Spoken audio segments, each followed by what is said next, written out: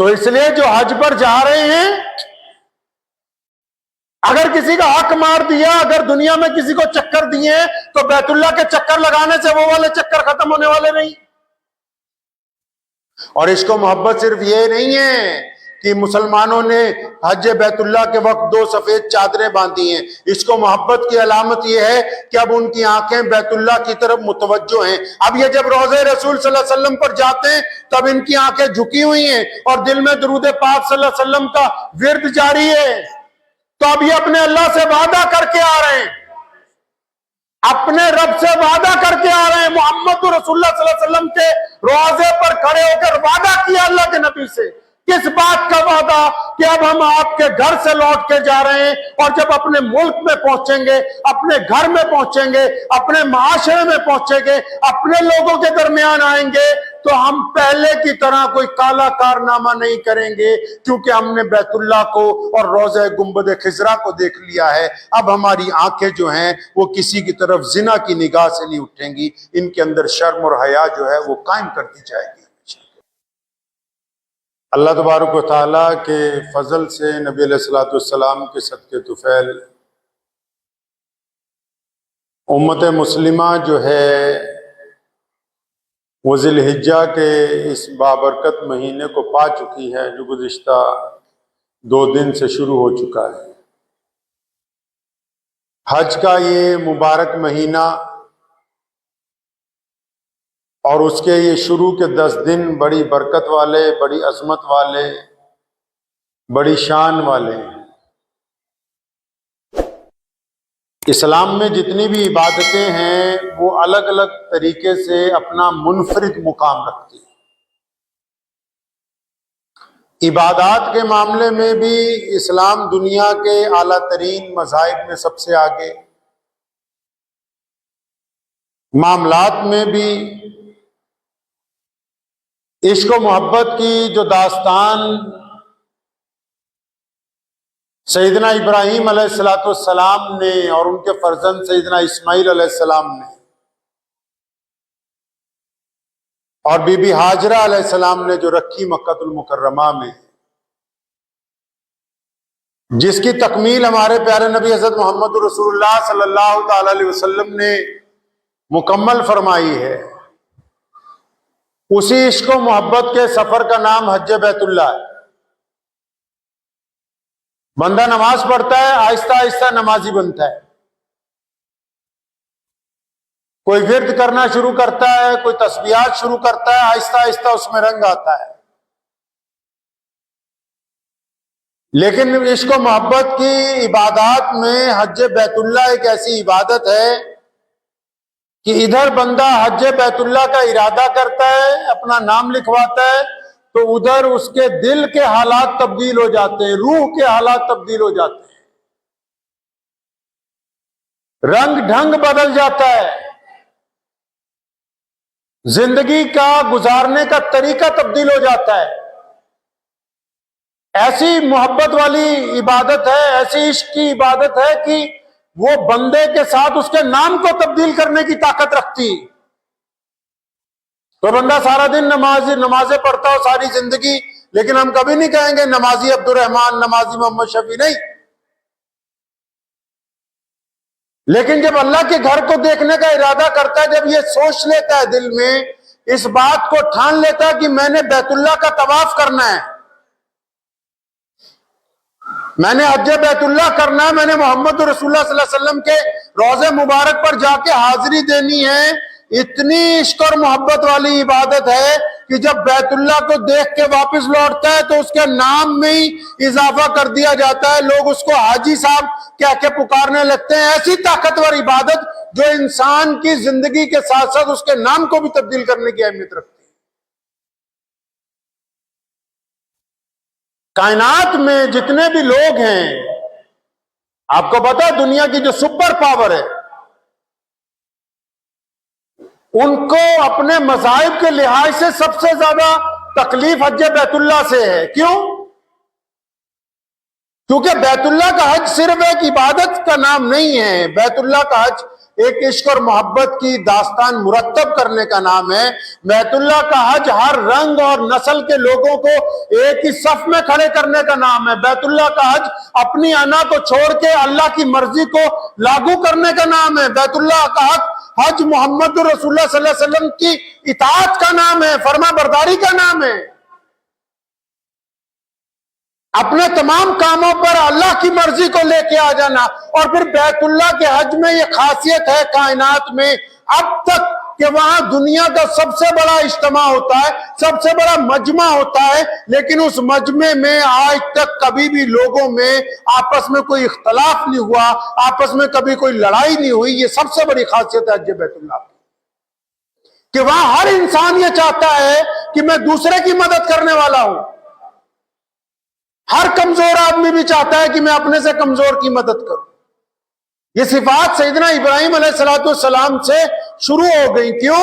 اللہ کی محبت میں اپنا بیٹا قربان کرنے جا رہے ہیں، یعنی اپنی مرضی پر اللہ کی مرضی کو فوقیت دے دی۔ سیدنا اسماعیل علیہ السلام پتا ہے کہ باپ ذبح کرنے کے لیے جا رہا ہے، لیکن اللہ کی مرضی کے اوپر اپنی جان کو فوقیت نہیں دی، بلکہ اللہ کے حکم کو تسلیم کر لیا۔ یہ محبت ہی کی تو بات ہے کہ ابراہیم علیہ السلام نے جو کیا، اسماعیل علیہ السلام نے جس محبت کا اظہار کیا، اور پھر ان کی والدہ بی بی ہاجرہ جب وہ صفا اور مروہ پہاڑی پر کبھی چڑھتی ہیں کبھی اتر جاتی ہیں اپنے بچے کے لیے پانی کی تلاش میں، لیکن اس کو بچے کو ایک جگہ رکھا ہوا ہے سیدنا اسماعیل علیہ السلام کو، اور وہ بار بار کبھی صفا پہاڑی پر چڑھتی ہیں اور کبھی مروہ پہاڑی پر چڑھتی ہیں۔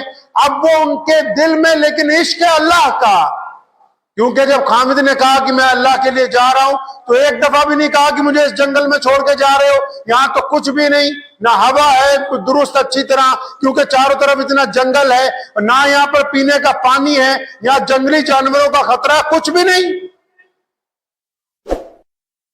تو اللہ کریم کو پھر اپنی اس بندی کی ادا اتنی پسند آ گئی، اتنی پسند آ گئی کہ حکم جاری کر دیا محمد رسول اللہ کے ذریعے کہ اپنی امت کو بتا دیں کہ چاہے کوئی کتب ہو، چاہے غوث ہو، چاہے ابدال ہو، چاہے نبی ہو، چاہے حکمران ہو، چاہے گورنر ہو، چاہے بڑا افسر ہو، چاہے دنیا کا کوئی امیر آدمی ہو، وہ بیت اللہ کے حج پر آئے گا اور جب تک ننگے پاؤں ہاجرہ کی چال چل کر نہیں دکھاتا، جب تک صفا مروہ پہ اسی انداز پر نہیں چلتا جس انداز میں اللہ تبارک و تعالیٰ کی یہ خاص بندی چلتی رہی، اس وقت تک حج قبول ہونے والا ہے نہیں۔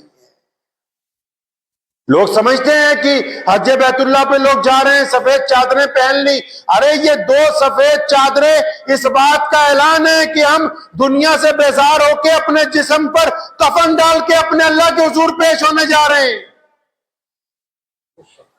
اور بندہ ان چادروں کو باندھنے سے پہلے اندازہ تو لگائیں۔ ہم نے کہیں سفر پہ جانا ہو، ہم کبھی نہیں سوچتے کہ فلاں رشتہ دار کو ملے، فلاں دوست کو ملے، فلاں بھائی کو بتا دے، فلاں کاروباری کو بتا دے، کیونکہ ہم چاہے دنیا کے کسی ملک میں جانا ہو، لیکن جس دن حج بیت اللہ کی ٹکٹ لگ جائے تو بندہ سب سے ملتا ہے، سب سے معافیاں مانگتا ہے، کسی کا قرضہ ہوتا ہے تو قرضہ اتارتا ہے، کسی کا دل دکھایا ہوتا ہے تو اس سے معذرت چاہتا ہے۔ کیوں؟ کیونکہ اس نے جو کپڑے پہننے ہیں وہ صرف کپڑے ہی پاک نہیں ہیں، اس کا دل بھی ان سفید چادروں کی طرح بالکل پاک ہو جاتا ہے۔ وہ صرف 2 سفید چادریں نہیں ہیں، اس کا دل بھی احرام کی طرح بالکل پاک ہے۔ اب وہ کسی کو نقصان پہنچانے والا نہیں ہے، اب وہ کسی کا دل دکھانے والوں میں نہیں ہے، اب وہ کسی پر گندی نگاہ ڈالنے والوں پر نہیں ہے، اب وہ کسی کا حق کھانے والوں میں نہیں ہے، اس کا دل بھی ان چادروں کی طرح پاک ہو گیا ہے۔ اور جب جاتا ہے بندہ بیت اللہ کی طرف عشق و محبت میں، خانہ کعبہ میں جب داخل ہوتا ہے حج بیت اللہ کے جہاں سے ارکان شروع ہوتے ہیں، اللہ کریم مجھے بھی اور آپ سب کو بھی اپنے گھر تک اس مقصد کے لیے لے جائے۔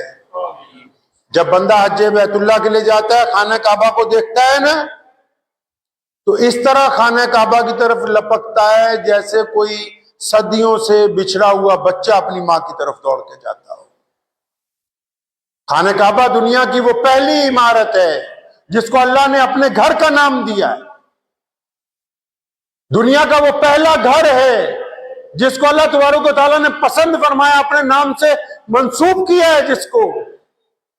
और जब बंदा अपने रब के घर को देखता है तो ताकतवर से ताकतवर, मजबूत से मजबूत दिल का बंदा, उसकी आंसुओं की झड़ी लग जाती है और वो चाहता है कि बस मैं बैतुल्लाह तक पहुंच जाऊं, इसका गिलाफ पकड़ूं और फिर अपने रब के हुजूर लिपट के बैतुल्लाह से अपने गुनाहों की माफी जो है वो अपने रब से मांग। आप क्या सोचते हैं दुनिया की जितनी ताकतें, उनको हज्जे बैतुल्लाह से फिक्र नहीं है? हाँ भाई, कोई कायनात में ऐसा मरकज तो बताओ। बैतुल्लाह के मुकाबले में कायनात में कोई ऐसी इमारत ही नहीं, कोई ऐसा मरकज ही नहीं दुनिया के तमाम लोगों के पास, जिसकी तरफ हर मुंह, हर नस्ल के लोग, हर रंग के लोग, हर जुबान के लोग, हर एक मुल्क के लोग जिसकी तरफ मुतवज्जो हो जाए। अक्सर कभी बाहर जाना होता है तो आप हज के दिनों में कभी एयरपोर्ट जाएं, दुनिया के किसी भी मुल्क पे अगर अभी कोई छोटा सा उर्स लग जाए, कोई छोटा सा जलसा हो जाए तो एक आधी सड़क पे ट्रैफिक जाम हो जाती है। लेकिन बैतुल्लाह की अजमत आप देखिए, जिन दिनों में हज्जे बैतुल्लाह होता है, दुनिया की सड़कें तो सड़कें, हवा में एयर ट्रैफिक तक जो है उसका निजाम बैतुल्लाह की तरफ मुड़ जाता है। बड़ी बड़ी एयरप्लेन की जो कंपनियां, उनको अपनी फ्लाइटों का शेड्यूल चेंज करना पड़ता है, क्योंकि मुसलमान जो है बैतुल्लाह की तरफ जा रहे हैं। कायनात में बड़ी ताकतें इस बात से खौफजदा हैं क्योंकि उनके पास इसके मद्दे मुकाबिल कोई मरकज नहीं, कोई अकीदत नहीं। और मुसलमानों का जज्बा आप देखें, मुसलमानों का जज्बा देखें। जब हम बैतुल्लाह के सेहन में जाते हैं, मोहम्मद रसूलुल्लाह सल्लल्लाहु अलैहि वसल्लम जब गए तवाफ करने के लिए, तो मुसलमानों ने निहायत आजिजी के साथ, इंकसारी के साथ बैतुल्लाह को पकड़ के दुआएं की हैं। और जब बैतुल्लाह का चक्कर लगाते, आंखों में नदामत के आंसू होते हैं और बंदा झुक के आजिजी से अपने रब के हुजूर चक्कर लगाता है। और इन चक्कर लगाने के साथ साथ नबी अलैहिस्सलातु वस्सलाम जब तवाफ करते थे, जब चक्कर लगा रहे थे, 1 2 3 चक्कर जब मुकम्मल हुए, अल्लाह ताला ने नबी अलैहिस्सलातु वस्सलाम को हुक्म जारी कर दिया, मेरे प्यारे महबूब, अब आगे जब चलोगे ना तो अब जरा छाती उठा के, गर्दन उठा के एक चक्कर जरा अकड़ के। क्यों? क्योंकि दुनिया में जितनी इस्लाम मुखालिफ ताकतें हैं, उनको भी ये पैगाम देना है कि जो हज्जे बैतुल्लाह करने के लिए आए हैं, ये कमजोर लोग नहीं हैं, अल्लाह के हुजूर ये आजिज़ी इंकसारी वाले हैं, दुनिया के सामने ये ताकतवर तरीन कौम की तरह मौजूद है। सैयदना उमर रज़ियल्लाहु ताला अन्हु ने ईमान देखिए। अपने गैर मुस्लिम भाइयों और दोस्तों को बताता हूं, बहुत सारे लोगों की गलतफहमी कि शायद किसी पत्थर को चूम रहे हैं या उसका तवाफ कर रहे हैं। मुसलमानों के दूसरे खलीफा अमीरुल मोमिनीन सैयदना उमर बिन खत्ताब रज़ियल्लाहु ताला अन्हु बैतुल्लाह का हज कर रहे हैं, तवाफ के लिए चक्कर लगा रहे हैं। हजरे अस्वद के आगे पहुंचे, उस पत्थर के आगे जो मुबारक पत्थर है, जिसको इब्राहिम अलैहिस्सलाम ने अपने हाथ से बैतुल्लाह में लगाया और जिसको मोहम्मद रसूलुल्लाह ने उठा के खाना काबा में पेवस्त किया है, जिसको बोसा देना बड़ी अजमत की बात है। सैयदना उमर बिन खत्ताब रज़ियल्लाहु ताला अन्हु ने बैतुल्लाह में लगे हुए हजरे अस्वद को दोनों किनारों को अपने हाथों से पकड़ा और फरमाया, हजरे अस्वद सुन ले मेरी बात कान खोल के, कि तू तो सिर्फ एक पत्थर है, खुदा की कसम अगर मोहम्मद रसूलुल्लाह ने तुझको ना चूमा होता तो खत्ताब का बेटा कभी तेरा बोसा ना देता।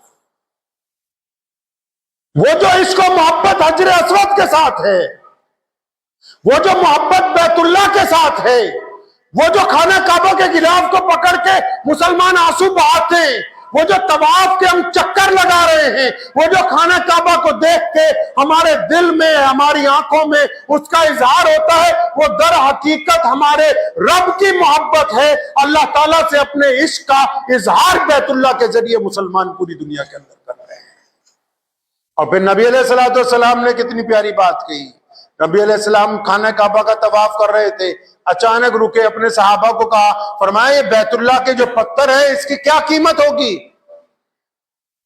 बैतुल्लाह में जो पत्थर लगा रखे हैं इनकी क्या कीमत होगी दुनिया के लिहाज से? वैसे भी आपको एक बात बता दूं, जो हरम है ना, हरम मक्की, खाना काबा की जो इमारत है ना, पूरे वर्ल्ड में अगर आप उसकी वैल्यू डाली जाए, वैल्यू, कीमत की वैल्यू इमारत की, تو آج بھی کائنات میں سب سے مہنگی عمارت جو ہے وہ خانہ کعبہ مکہ المکرمہ کی ہے. یعنی اتنے بہترین انتظامات اس میں ہیں، اتنا مہنگا پتھر، اتنے مہنگے جواہرات، اتنے مہنگے کام، اتنی مہنگی ٹیکنالوجی، اتنی مہنگے ساز و سامان، اتنا بہترین زمزم کا انتظام، اتنے اعلیٰ ترین قالین، بہترین دنیا کے ایئر کنڈیشنرز کے ساتھ وہ آج بھی دنیا کی سب سے مہنگی عمارت ہے. اس سے بڑی مہنگی عمارت کائنات میں ابھی تک نہیں بنی. لیکن محمد رسول اللہ یہاں خانہ کعبہ کی بات کرتے ہیں، بیت اللہ کی. پوچھتے ہیں بھئی خانہ کعبہ کی جو عمارت ہے بیت اللہ کی، اس کے پتھر کی کیا قیمت ہوگی؟ لوگوں نے کہا یا رسول اللہ اس بارے میں علم نہیں رکھتے، یہ تو بہت مہنگا ہے. فرمایا اچھا سنو، اس کی کوئی قیمت ادا نہیں کر سکتا. کس کی؟ بیت اللہ کے پتھر کی کوئی بندہ قیمت ادا نہیں کر سکتا. سب کچھ بھی بیچ باچ کے آ جائے گا تب بھی وہ خریدا نہیں جا سکتا، وہ انمول ہے. لیکن فرمایا سنو، ان بیت اللہ کے پتھروں سے زیادہ قیمت ایک کلمہ لا الہ الا اللہ محمد الرسول اللہ پڑھنے والے کی قیمت اس سے زیادہ ہے. تو اس لیے جو حج پر جا رہے ہیں، اگر کسی کا حق مار دیا، اگر دنیا میں کسی کو چکر دیے تو بیت اللہ کے چکر لگانے سے وہ والے چکر ختم ہونے والے نہیں. اور اس کو محبت صرف یہ نہیں ہے کہ مسلمانوں نے حج بیت اللہ کے وقت 2 سفید چادریں باندھی ہیں. اس کو محبت کی علامت یہ ہے کہ اب ان کی آنکھیں بیت اللہ کی طرف متوجہ ہیں. اب یہ جب روضہ رسول صلی اللہ علیہ وسلم پر جاتے ہیں تب ان کی آنکھیں جھکی ہوئی ہیں اور دل میں درود پاک صلی اللہ علیہ وسلم کا ورد جاری ہے. تو اب یہ اپنے اللہ سے وعدہ کر کے آ رہے ہیں، اپنے رب سے وعدہ کر کے آ رہے ہیں. محمد رسول اللہ صلی اللہ علیہ وسلم کے روضے پر کھڑے ہو کر وعدہ کیا اللہ کے نبی سے.